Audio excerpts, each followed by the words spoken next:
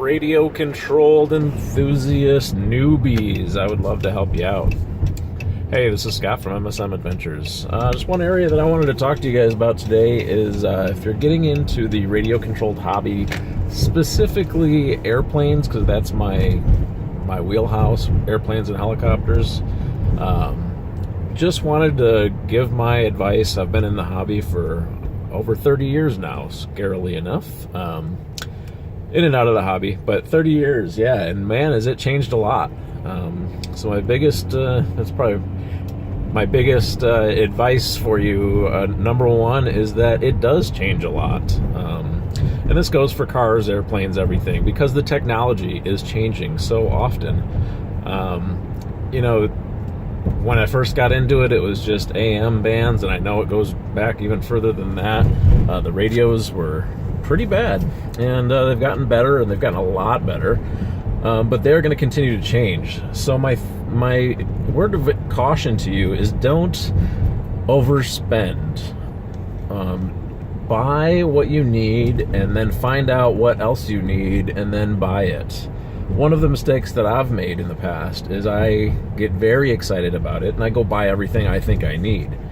And that can cost a lot of extra money, because you buy what you think you need, and then once you find out what you do need, it costs more money. And keep in mind, anything you buy today probably is not going to be very valuable in 5 years when it comes to like radio and electronics. The technology just changes so fast here, and you just want to buy what you need and when you need it. Don't buy it ahead of time. I just got back into the hobby after several years off last year, and you know, things have changed so much. I got really excited, and I bought a radio that is a really good radio.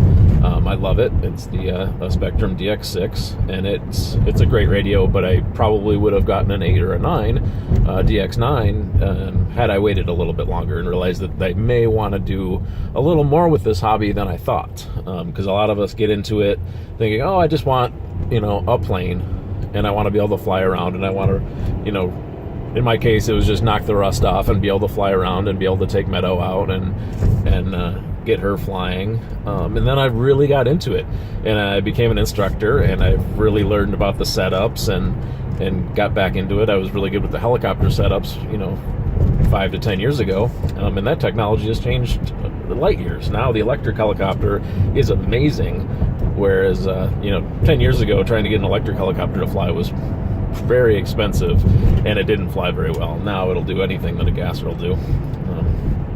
So just I know I'm harping on that concept of change, but it's just amazing how awesome this hobby is and awesome the technology is, but how quickly it changes, and how quickly your radio equipment and your electrical equipment will not be worth very much down the road. It's something that we use and abuse and have a great time with it, you know, at the time. And we just know that it's not gonna, you know, it's not something that you're not gonna buy a radio, for example, for an investment in any way, shape, or form. Another piece of advice that I have is try to find a good club. Man, I've been in a couple of really good clubs over the years, and it's just been so much fun. I was originally, when I was a kid, I was a member of Detroit Aero Modelers when I lived near Detroit. And then, you know, Midwest RC was in Michigan, and I learned the helicopters there. Had great instructors, great friends. It's really made the hobby just so much more enjoyable for me. And now I'm a member at Flying Electrons in Menominee Falls, Wisconsin. And, you know, just a great group of people. You know, there's just a lot of help there. There's a lot of people that care and are just as enthusiastic about the hobby as I am. I've really got, you know, kind of jumped in again with both feet. I guess that's what I tend to do with my hobbies. But, you know, I was there pretty much every day, and really enjoyed it. And it was, you know, something that any spare moment I had, I was there. Ask my wife. But, yeah, so find a club. Find a good club. If you're not happy with the club you're in, find a different club. Because there are a lot of good people and a lot of good enthusiasts out there that, you know, just make the experience just night and day. It can either be a good or a bad experience, but in my time, it's been just really awesome to be a member of a club. But there's a lot of them out there. So do a little research, go on the AMA website. Most of them are AMA sanctioned fields with the Academy of Model Aeronautics, and you have to be registered with them as well, which is great. I mean, it's an awesome association, and it has all of your insurance and things like that just kind of covers all the modelers, and which is just a great thing to have. So those two things really can kind of make or break your experience. And ask good people what you need. When you go back to buy what you need, I didn't know setup when I got my first extreme flight plane. I talked to people who have them and fly them regularly and know what they're doing, and ask people who know what they're doing, and find somebody who kind of aligns with your philosophies. A good friend of mine at my club, our philosophies align in that I'm not going to buy cheap stuff. I would rather wait and buy good stuff, good equipment, and quality equipment, or I'd rather just not buy it. Where some people are like, I just want cheap. I want a little cheap foamy. I want to get in the air, and that is totally okay too. It's just generally not what I do. I mean, I've got lots of foamies, so I'm not knocking foamies in any way.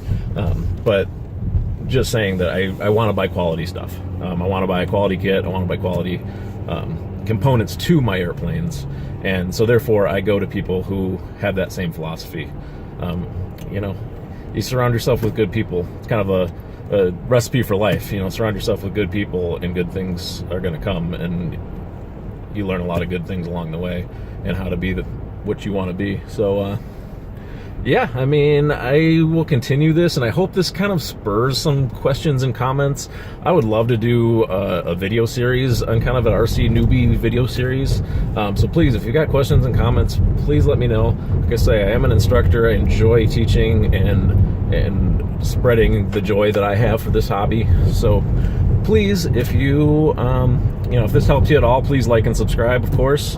Always looking for more subscribers there, and I really appreciate your time and listening. And please, if you want to hear more, and if you want me to expand the video series giving advice on the RC hobby and airplanes, and I'm just kind of getting back into RC cars and trucks as well, so I'll probably share some more as I learn there. But and I'd love to hear from you guys. So all right, thanks a lot. Hope you have a great day. Again, please like and subscribe. And this is Scott from MSM Adventures.